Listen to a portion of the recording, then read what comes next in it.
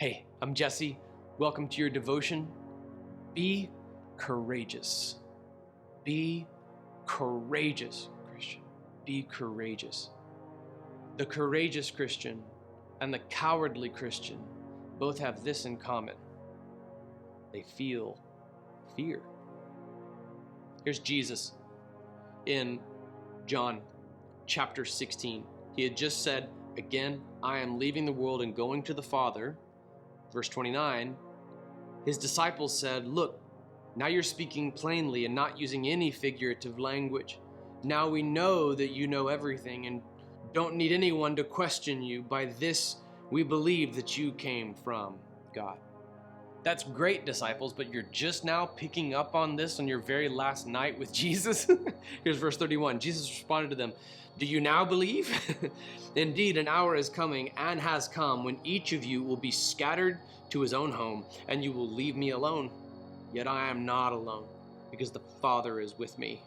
I have told you these things so that in me you may have peace. You will have suffering in this world. Be courageous. I have conquered the world. The disciples had heard these beautiful promises of the majesty and the unity of Jesus with the Father, that he had spoken to them plainly and directly, and the result is one of the most profound teachings on what we call the doctrine of the Trinity found anywhere in Scripture. But they just now believed. Now, on the eve of the crucifixion, they finally pick up on this. So Jesus gives them this warning that many Christians would do well to heed here today and now. We as a church in America over the last couple of decades went through something called the seeker-sensitive movement, and a lot of us, especially us millennials, we grew up in a church that would skip difficult text, not talk about hell, and not bring up the reality of persecution or difficulty. And so we grew up with a castrated view of a toothless God who had no wrath for sin and was a pushover.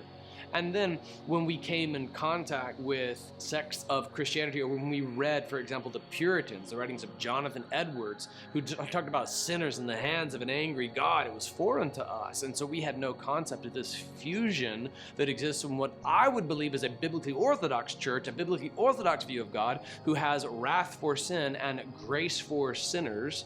We look at the biblical text and we remove the figurative language. We behold God for exactly as he is, and it is that fierce and loving God who just told us to be courageous. It is that biblical account that tells us overtly, in this life you will have trouble, but take heart, I have conquered the world. That's Jesus. If that doesn't light up your darkness, nothing else will. Be courageous. Face the fear. Plow through it and light up the darkness, Christian.